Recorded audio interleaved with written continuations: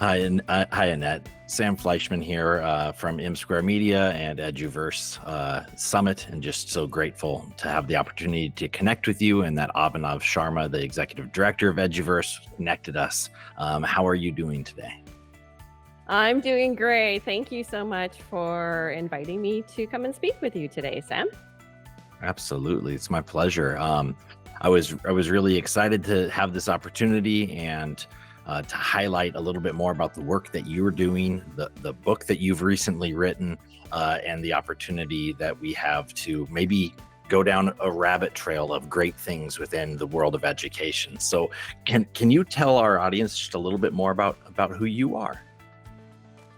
Well, I am Annette Levesque. I am an e-learning and education strategist. So what I typically do is I help organizations create their vision when it comes to virtual learning and virtual goals. So there's the technology that's involved in virtual learning, and then there's the education component. And those two variables can be very different. And the people working in those variables can speak very different languages. So I'm the person in the middle. I work in both worlds that brings them together so that higher education, K to 12 schools, corporations doing training, to really help them execute the vision that they're seeking for their org.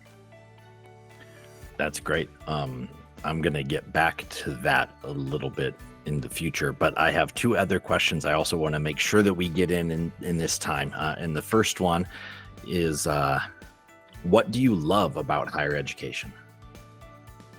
I love everything about higher education. I love traveling the world and visiting different universities and colleges. And upon arrival, you don't know what you don't know until you get there and you're within a different culture.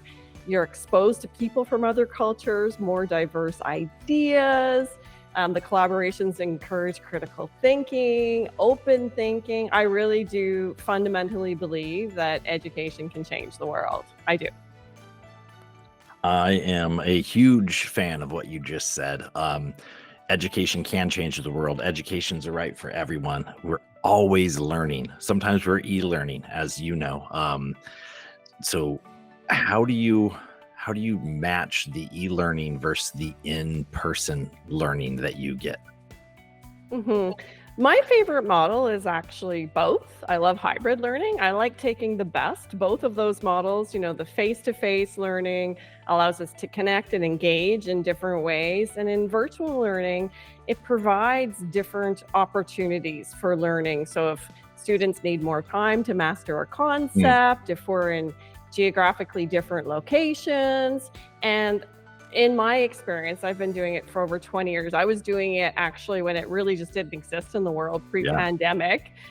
We didn't have, I mean, we were doing it on Skype. We didn't even have Zoom. We didn't have any of these wonderful tools that we have now. And I just love that you can take the best from both of those worlds and tools. And I think even in the inception for us, it was never intended to replace face-to-face learning. It was a great add-on credit, a credit you needed that wasn't being offered at your local school. Add it to your existing timetable. It's just the Mm. two of them are a great blend. Yeah, absolutely. Um, I started something called In the Fleisch, which is a play on my name, Sam Fleischman, right? But hmm Fleisch also is very common in the flesh, right? And that idea of being face to face. And so when you said you go to like a university campus and you learn so much more on that campus experience, hmm how do you translate that in the Fleisch type moment to an e-learning experience? I think that going there, especially when you're building e-learning systems, it really helps to broaden the spectrum of questions you ask to find out about your learners and those programs when you're building. And one of the things I talk about in the book, I always said it's not a book that's about technology. It's Mm. what can the technology do for you? And one of the core components is knowing who your learners are. So, for example, I've gone to universities in Malaysia where we had North American lessons in our programs that involved, things like marketing, and maybe we talked about a product like Kraft Dinner, and nobody knew what it was when you went there, and you had no idea. We landed, and you asked them, do you have any questions? Like, what are some interesting things about your learning? And they don't know that we don't know either, Yeah. between those two cultures. And the same with technologies. I would visit and realize there was places I've gone to that have rotating power outages. They don't think to tell you because it's a part of everyday life there. And I don't think to ask because it's not a part of mine. Yeah. And so each place I've visited has really broadened the scope of questions I ask, because these are critical questions for building successful programs. Wow. That's great. As somebody who lived in Singapore for 6 years and would often go into Malaysia, I can't imagine having a craft dinner or a microwave dinner. There would be absolutely no need. And so that cross-cultural training that works not just in education, but as you develop educational tools is something that probably a lot of people don't think about. Am I right?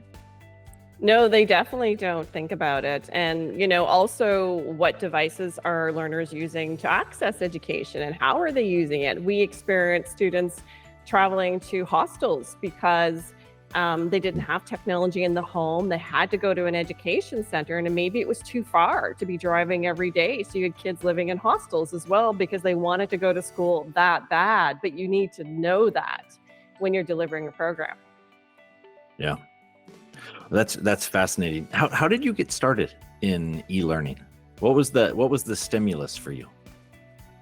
I've always been an innovator, I think. I'm an early adopter when it comes to technology, which is strange. I'm not nuts and bolts technology, but I've always been really fascinated by what it can do for us.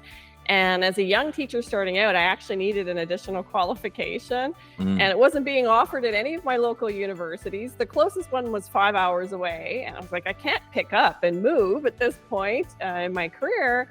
And one of the universities in Canada was offering it online as a beta program. And I entered that program, Sam, and I was just like, bells, lights went off. I was like, wow, we need to have this as an option for high school students. And that was way back, I think in like 1999. Right on.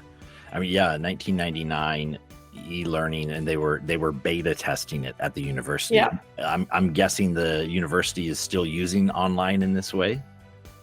They absolutely are. And of course, especially for adult learners, we are old enough that we know what we want. We're motivated. Usually these credits adult learners are taking serve a purpose, which we know contributes to intrinsic motivation for completing the course, which is sometimes a challenge for younger learners. And another reason why I like the hybrid programs with a blend of face-to-face. But for adult learners, it's spectacular. We're busy, we have jobs, we have lives, we want to get to it. Yeah, I find myself wanting to do it and then get busy, have lives, and I put it away.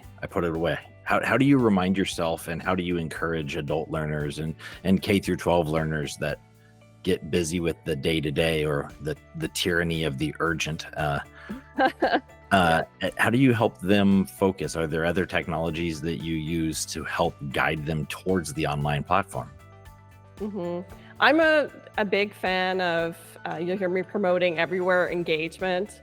It's one of the things I've talked about since, during the pandemic, we had a lot of programs that were crisis launched. And the fact is, engagement from the classroom, the things that make us motivated to connect, they don't translate in the same way in a virtual environment. You need to do different things to create engagement. And so, when we're working and we have all of those urgent matters, if you have a meeting coming up that you need to be discussing items at, you get motivated very quickly to get on board with that particular workflow. So personally at home, I'm a fan of habit stacking and atomic habits and all of that great stuff. But I do believe that we're not meant to consistently be working alone. So it's really great to find your peeps, create engagement, have a reason to, rather than you're just working by yourself at milestone after milestone, day after day, but not really connecting with anyone else on where you're at. Fascinating. Atomic habits, as a side note, since you like technology on the forefront, Atomic Habits I started reading in English with Spanish or English with French. and I used a company that was called Weave.io. And what they were doing, they're an Irish company, an Irish startup, and that they were able to take the amount of Spanish or the amount of French that you were reading and up to 70% or 60%, and then you could click on words as you're reading. So you're reading partly in English, partly in Spanish, or partly in French. And Atomic Habits was the book that I was trialing this platform out with. It's a great book. And my former company as well, the CTO, Severin Hacker from Duolingo, he used that in a book club. So I was part of his book club, and we used Atomic Habits as one of his book clubs. So I was able to use both the Duolingo experience and this Weave.io experience to read through Atomic Habits. As you mentioned that, we're not meant to do it in solitude is how I kind of, took that. Like, we have to constantly be encouraging one another. How do you see e-learning and remote work working together, and e-learning and remote work not working together? I think that e-learning and remote work, it's a fabulous opportunity for professional training opportunities when we're looking at e-learning and I guess people working from home. And I think now, I've talked about the fact that in the past, having access to ongoing learning and ongoing training, as you yourself mentioned, we're constantly need to be learning. We've always felt that, and we've felt that people who are more drawn to higher education have felt that and pursued that path. But now we're in an era of AI, where there has never been a shorter shelf life for our skill sets than there are today. And we not only need to be learning it used to be a path for advancement, where did you want to go with your career? And now it needs to become part of corporate culture just to retain the skill sets that you have. Knowledge can always be built upon, and it can always expand, but our skill sets are a little bit different. And I think that, to your question, virtual learning and working from home, these things need to be happening. And I think virtual learning worlds also give us an opportunity to connect in different ways with other team members and staff members, as long as it's done abiding by the principles of virtual learning in reasonable ways. I spoke to someone last week who was telling me that they were on Zoom for 8 hours a day, Sam, in meetings. And so everything is about achieving balance. We can conduct work from home on our own and set our goals, but we need to have engagement, but it needs to be in a balanced way. Yeah. I'm sorry, I don't remember what the second part of your question was. No, I'm just stuck on eight hours of Zoom. Right? I don't know. I don't remember what my second question was either, but it was this idea of, e-learning seems to be something that you would do individually, and remote work can also feel quite individual in that Yes. you're not in that community, but community is so important to drive us forward. So I can understand why 8 hours of Zoom happens, because we're humans that crave that human engagement. And so that's more of where I was curious about how you see that push and pull factor of it working. And then I guess in connection with the in-person experiences where you said, hey, I need to go to Malaysia and meet with these universities. How often is that in-person experience necessary for the e-learning platforms to continue to excel and grow? I think it depends on your own experience journey, how much experience you have in working with a community and culture yourself. I think it depends on the project. I was working with a lot of schools and universities in Malaysia, and so my plan was to go there for a full month every year. I would go and do nothing but meet with schools, have them explain to me their technologies. I would train teachers while I was there. A lot of teachers there, different cultures as well, of different perspectives on communication and open expression and thought, especially for young women. It's not easy for all young women to become immersed in a North American program and just easily provide an opinion. So I would do that for a month. And it wasn't coincidental that it was the coldest month of the year in Canada that I would choose to do that. Other areas I might visit for a day, just to see their setup and to meet with people. But I think the more foreign the idea is from your current or your previous experiences Yeah, and your current culture, then the more time you need to spend learning. And it's fun time, you learn as well while you're there. absolutely. When you're there learning how teachers are implementing and students are implementing the learning platform that you've helped to create, you're learning, it's the user experience, right? And then you're able to fold that back into new programs, new platforms, new instructional approaches. So that makes sense to me. Is this where you thought you'd be when you started as a teacher? No, I didn't even think I was going to be a teacher. I thought I was going to be a lawyer. Thank goodness I dodged that one. I mean, but Yes. no, not at all. I had, my path continues to, I think my whole life, I completely do not make the 5-year plan. I'm literally, these amazing doors have continued to open for me, and I just go leaping right through them. So excited to see what I'm going to learn next. Well, that is fascinating. And it leads me to the second question. I entered into this really wanting to just ask two, and I've asked so many already. But the second question is one that is really important to me in this idea of being authentic in the flesh as much as possible. How did you find your way towards authenticity in your work? I think it's been important for me to never leave authenticity in my work.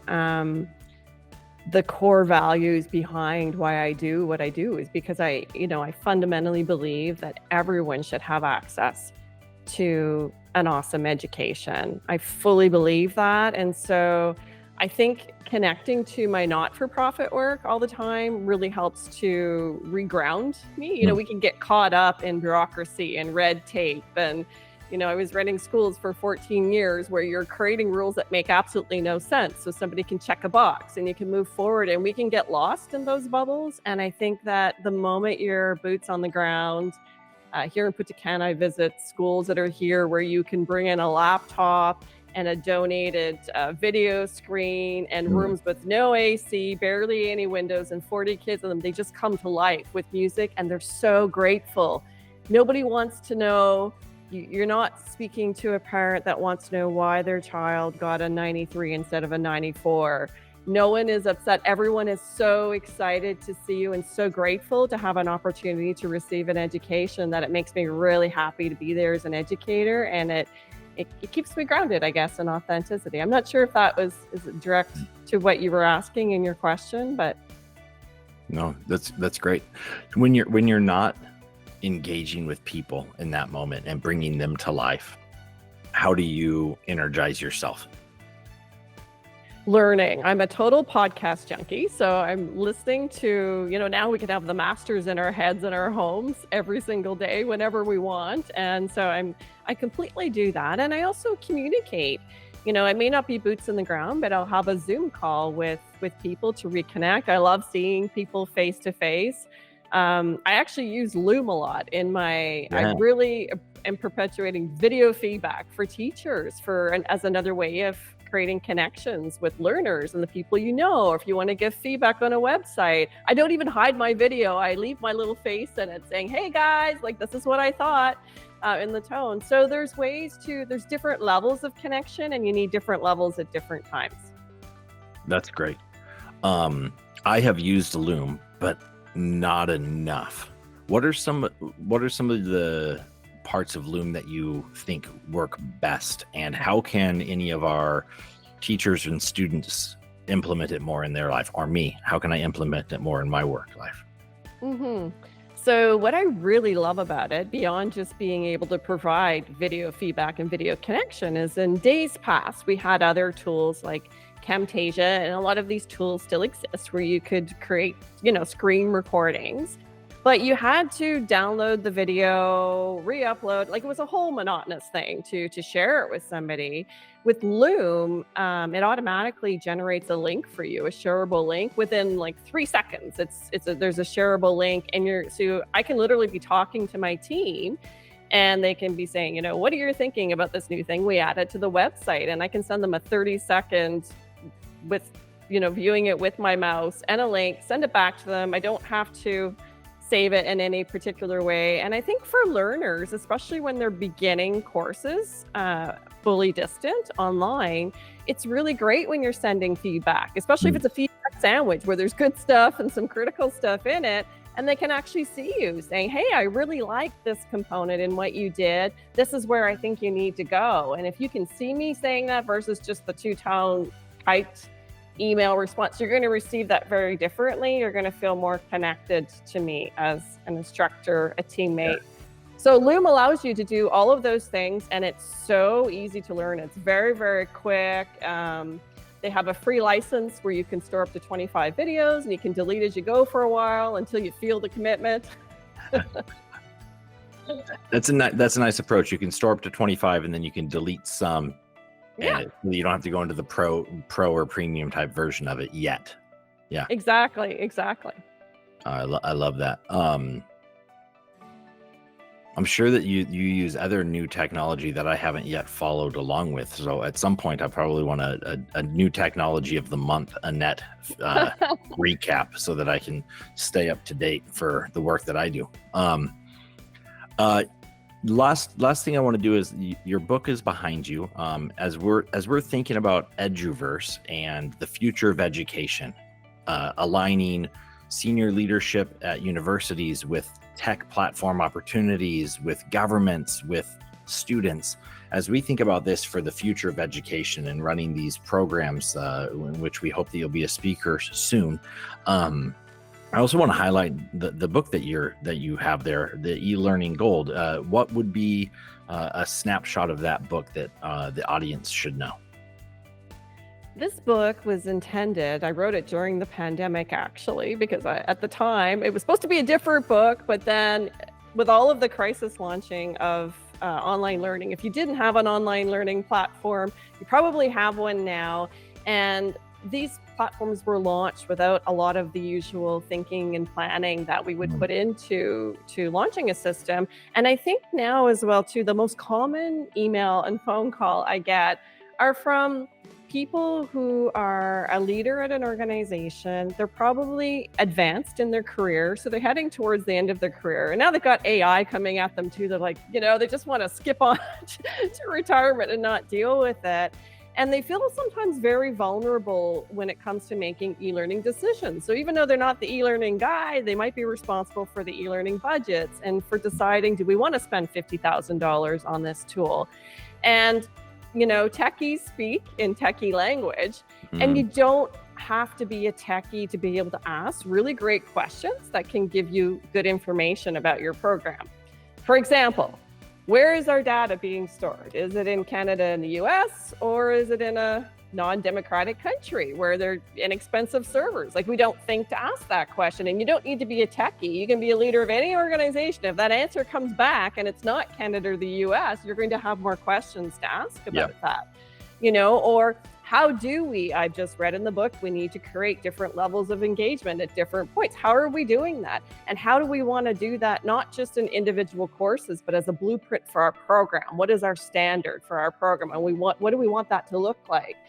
So I created the book so that leaders that now have these programs, and even teachers designing courses within the programs, can really take a look at what are some best practices for virtual learning. Because to date, Sam, for the most part, they're still measured against best practices for face-to-face classrooms rather than best practices for virtual learning. And I have lived that journey. It's a very difficult one, round peg, square hole. So this is a guide to get everybody started and to help them reassess what they've created and what do we need to do and what do we want it to look like in the future. Annette, I love that. The continual reassessment is so important as they build out, especially with online work. And so this guide for those that may not be a techie, but that are involved in tech, we all are. And so it's important. When you said, where's your data stored? I understand that, because in some of the work I've done, that's been a stumbling block, a roadblock for us to be able to progress as partners, because the data is stored in another place and we can't agree to serve them because the data is served there, and they can't agree to partner with us because they won't relinquish that control. And so Right. that's the data and the information and the power. And so that's a great question that probably you would know this as a almost lawyer, would get all the way to the contract signed, and one lawyer would look at it and be like, "Dude, did you guys ever discuss this?" Because it's an Right. important part of it that needs to be discussed early on. Mhm. Those important questions that need to be asked early. I dealt with that a lot as a school counselor, helping the students and their parents think about where to go to university. And one of the first important questions is, how much money do you really have for this? And it's important to have that conversation early, not as a roadblock that's insurmountable, but as a roadblock that you know how to navigate around or over or through or pause. How is the financial side of e-learning beneficial to organizations, schools, and learners? Can you repeat that? Sorry. Yeah, How has it been? how is the financial side of it, right? Because when you think about how expensive it is to run online, how affordable it can be for the student, how there's probably a lot of misconceptions about the cost of e-learning, and how do you navigate that with the different entities, the organizations that work with you, the schools and the students? Right. Well, the first step is conducting a needs assessment to see who are the learners, how many learners are you serving, if you're talking about a smaller local program that may have less than 50 students versus, another higher ed institution that might have 20,000 hitting servers at the same time, the requirements are going to be very different. But the one thing that they have in common is that you need to be able to look forward to what is your path and what is your vision for growth. Because the most expensive e-learning is like building a house. When you don't think about those things in advance, you don't want to be constantly rebuilding the house. That's a very, very expensive venture. And so, as you said, having the questions to ask and asking them in a timely way, you want to know to be able to ask tech companies in advance a lot of the questions that are going to be related to what you're building, because that's going to help you make selection decisions when it comes to what tools you want to be using. Yeah. So, there's, I think, some misconceptions that I know in the early days when we were developing e-learning, there were a lot of educators and schools that wanted us to develop, I call it like it's quick and dirty e-learning, but it's not effective. The measurements for effectiveness weren't there. They were just thinking, hey, we can get rid of textbooks, and hey, we can get rid of a lot of these things, and we won't need as many teachers, and we can do all of these things. And that's a fallacy.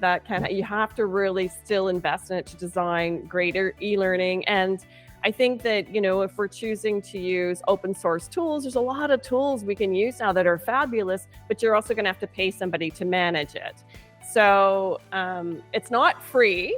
I think that there's a lot of smaller solutions that make it accessible to any teacher or institution now. But I think you really need to do a needs assessment in the beginning to see, do I really need this level of tool, and can this tool grow for me where I want to go moving forward without me having to completely reinvent the wheel and completely start over. I mean, I have people coming to me, Sam, that are just starting out, and they're looking at, systems that are going to cost them $5,000-$6,000 a year, and they might have 25 students. I'm like, you don't need that. You don't need to start there. That's too much. But, tech companies sell tech products. So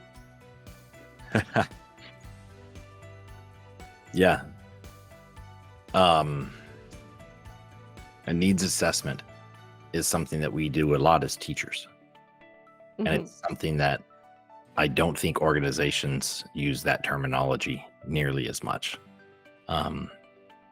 But it is important, and building out the architecture for what the school can look like. It's good to hear you say, hey, you know what? You don't really need all of this yet. You'll get there.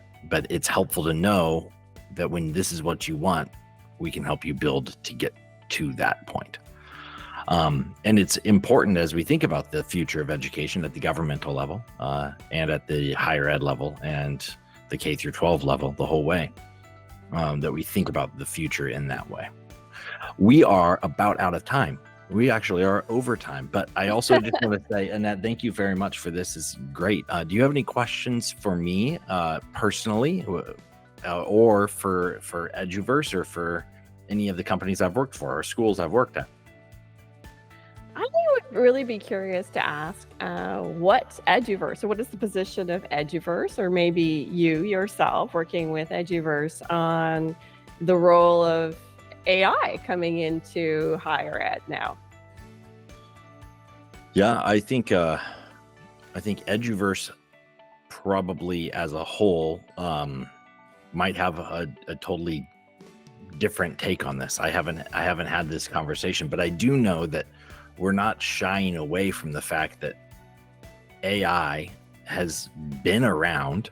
It's not new. It's what people talk about, but well, the large language models have been around for a while. The ability of an email, to filter your emails, that which you have never read, they start going to spam. That's artificial intelligence, and that's been around for a really long time. AI is not new, but it is the thing we talk about more.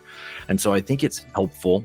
I find it helpful to remind higher ed all of the times they've already adapted to AI, to help governments know, hey, you've already been adapting to this artificial intelligence that has been formatting choices for you already. Mm-hmm. And so I think that that's an important part to recognize, that it's already been there. It's not a new and scary thing.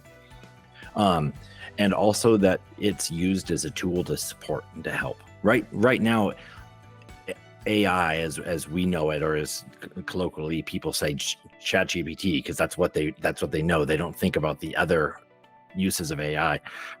It's not as good as people make it out to be yet. And so it's an opportunity to lean in, learn from, leverage, explain, and expand. And so as we continue to do that, I think governments have communication that they can work on, communicating how they're using it. I don't think hiding behind a veil of secrecy about how government education people are using AI is helpful. I think transparency is very important there.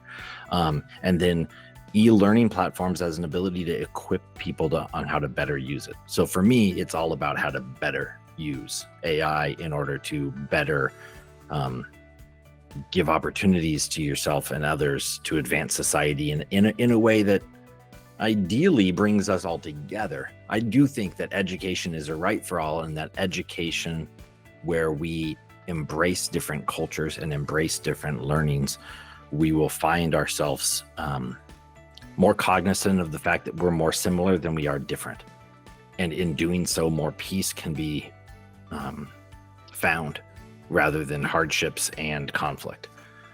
So that's kind of how I see it. Whether Eduverse or not is able to expand within this, I think that we can, because we're bringing a very diverse group of people together. We're bringing government officials, we're bringing faculty, we're bringing admissions and recruiters, we're bringing educational agents and people who are advising, and bringing students in, and trying to create a system in which all stakeholders have a voice of what the future of education can look like. And so we're new. Eduverse is new. We've had one in Lagos, Nigeria, one in Sao Paulo. We're going to have one in Vancouver, Canada, and one in New Delhi, India, and that's just this year, 2024. And I know that we're gonna have more later on as well. That's awesome. I completely agree, and I really like that idea that we're more similar than we are different. And I've been approaching it, I think, from the perspective of, again, what questions do we need to be asking? Because everyone's needs are different, systems are different, but what questions should you be asking about it in your organization? And what minimum literacy do we think as educators we're going to need to be having, and that our students are going to need to be having as they head into this whole new crazy world? I really like that term, minimum literacy. Yeah, that's great. I'm going to think about that one. As we sign off, that's going to be something I start thinking about a little bit more. What's the minimum literacy we need for our stakeholders as we move forward together? It's good. Annette, thank you so much for your time today. And I look forward to seeing you in person. Maybe not at this first Eduverse Summit in Vancouver, but possibly at the one in New Delhi or a future one. And this is a snapshot of the type of conversation that we hope you and others will be having at the upcoming Eduverse Summits. Thank you so much, Sam. It was really great to meet you and have this conversation today. Awesome to meet you as well. Thank you.